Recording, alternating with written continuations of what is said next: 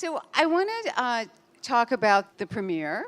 If I saw it on different dancers, I might not know it was yours. It was really a departure. Do you want to say something about that? Yes, it was.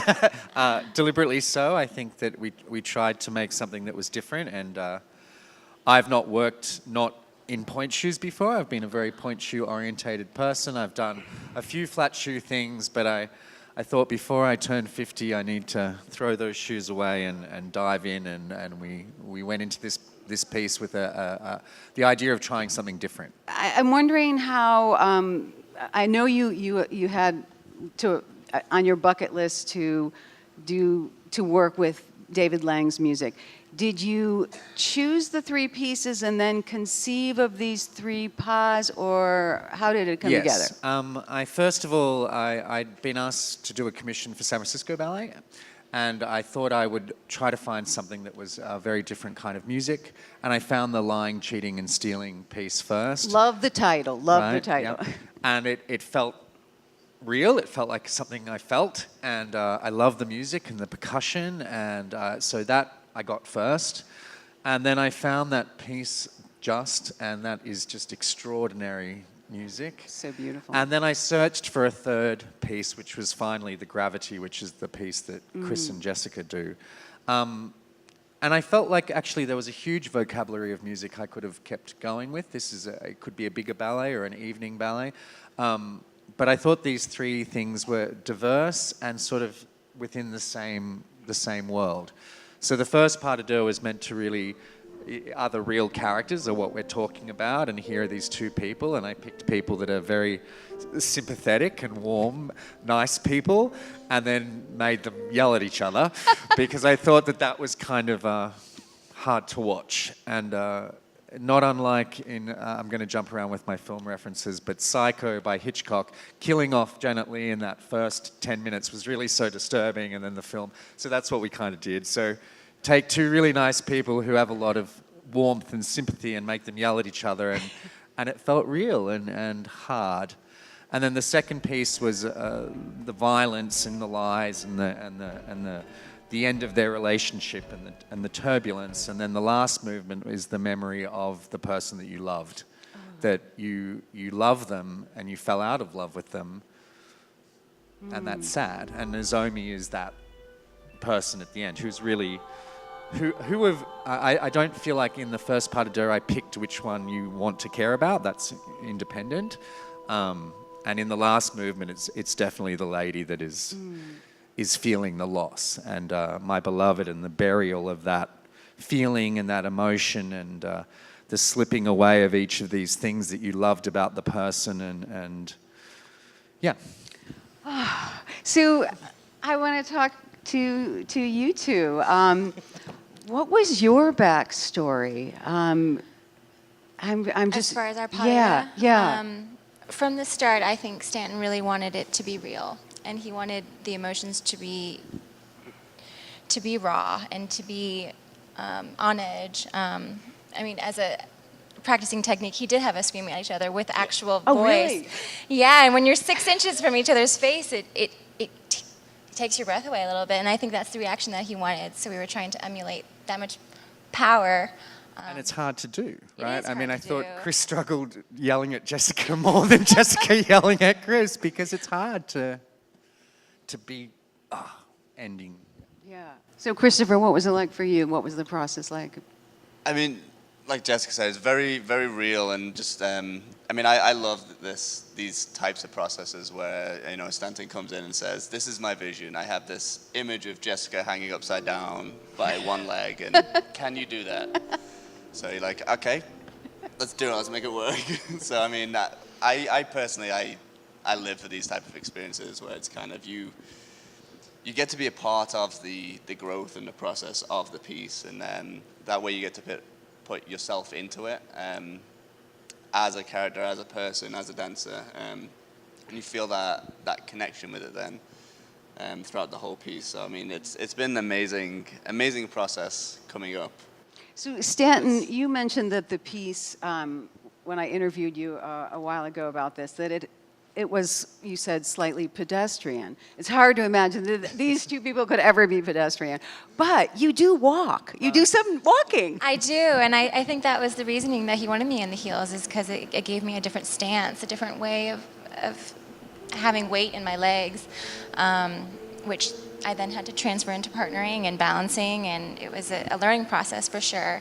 But I think that humanistic feel was what we were going for. And I mean, just walking out of a room with that heel, the sound of that was important. And we knew coming in that the theatre has the wood and the sound, and we wanted to include the wall. And so all the movements have sound in the floor. And there's something about how when she walks out and she turns around and comes back, the sound of that to me felt like a fight, you know? But then there are these very tender moments where you're coming together and we get, I guess that was the first piece of the evening, our first glimpse of what I think of as Stanton Welch's mastery over partnering, which is just such a huge signature of Houston Ballet, is that you're going to see partnering you never see anywhere else, whether it's a full length or a smaller piece. So it's a different kind of partnering, though, way less about momentum, more about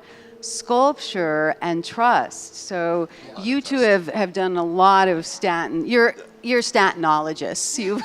Welchologists. You wrote the book, so you've done so much of his partnering. Wasn't this different? It was. I think it was a lot of you hold me up, I hold you up. That we were equally powerful. That was exactly right. It was to make them equal. It was an endeavor to not, you know, in Lang Lang, the lady is being manipulated by the man, and there's beauty and a classical balletness to that. But in this, it really had to be that she was equally mad and equally upset, and they are desperately in love, but it just can't work. Oh, it's tragic. So let's talk about the Son de l'Âme. And this is a piece that was an evening-length piece that they premiered in Paris with Lang Lang on stage. So now this is 3 pas de deux, and they're like 3 beautiful gems. Didn't it have a very different feel, Christopher? I mean, yes. I mean, unfortunately didn't get to do my original pas de deux that I was choreographed on me for France because I had a slip disc in my neck. But I did end up getting called in at the last second to go. But yeah, it's just kind of snippets of like a whole evening. But I thought they worked remarkably well. I mean, is this something you're going to do again, like little? It's like like drops of pas de deux. Like, yeah, I mean, you know, I don't know what the word is, but I like to collect things and then use them in different ways. So I think the Lang Lang stuff we've actually used a lot in many occasions. I started it with the pas de deux. The first pas de deux was made actually on Jessica and Ian, and even though they're not together here because of other ballets, but and we made that for Jane, one of Jane's pink ribbon things, and that was where it premiered, and I used the costumes from Clear.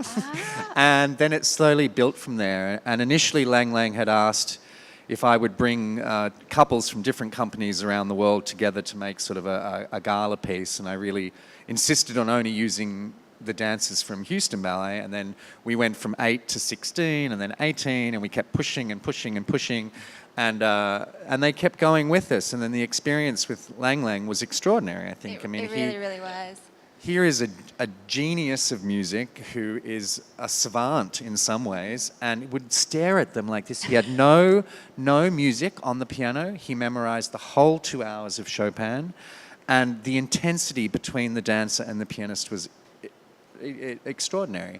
And at first I thought I can't choreograph 2 hours of Chopin, but then when I began, and it was very individual to each of the dancers, it was really capturing the musicality of each of the dancers, and it was fun, and to be in the Champs-Élysées and to walk out of the theatre and have the Eiffel Tower there, and this is the theatre where Nijinsky premiered Rite of Spring, and all this history, and it was really, and then we got to film it. Paris, the French TV filmed them dancing the ballet for TV. It was really a great experience. So I thought it worked really beautifully, though, to just be looking at the movement and of course hearing the beautiful Catherine Siskine. yeah.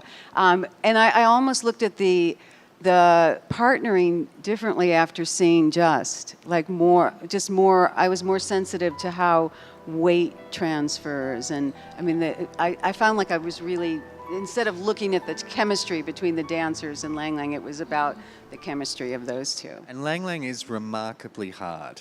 I think that you would be, I think as a dancer, you're so exposed. Every single note of the piano is captured in a movement, and you're wearing nothing, and there's nothing, no emotion to, I mean, there is emotion, but there's nothing to camouflage the technique of it. I think it's one of the most exposing things that I have done. So, Jessica, you know, we saw you tonight in Just, and we saw you in Trey's piece, but you also dance Clear and Lang Lang Lang. Lang. So she's actually in every piece. If you come back, you'll see her. So you're like embodying this entire program. I mean, how does it feel to you? I mean, I loved it, but you're dancing every single piece. I mean, I love it. I love being busy. I think it's fun for me to find something different in all of them and to make them all unique. And I feel like this evening really is that way, so it's not a struggle.